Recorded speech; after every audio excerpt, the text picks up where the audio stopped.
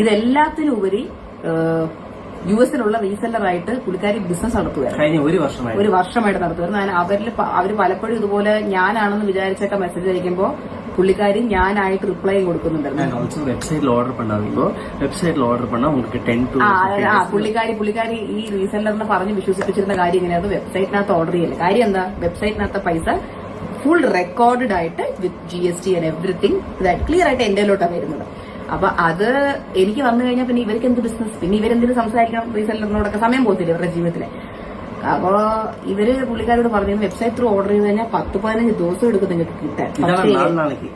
പക്ഷെ എന്നാൽ നിങ്ങൾ വാട്സാപ്പ് ത്രൂ ആണ് എടുക്കുന്നെങ്കിൽ നിങ്ങൾക്ക് 4 ദിവസത്തിൽ ഞാൻ സാധനം എത്തിച്ചേരാം. ഇതിൽ ഐറണി എന്താണെന്ന് നമ്മുടെ സ്റ്റോക്ക് വിറ്റ് നമ്മുടെ ഷിപ്പിംഗ് ചാർജ് നമ്മൾ അവർക്കും കൊടുത്ത് പൈസ മാത്രം. പക്ഷെ ഇവർക്ക്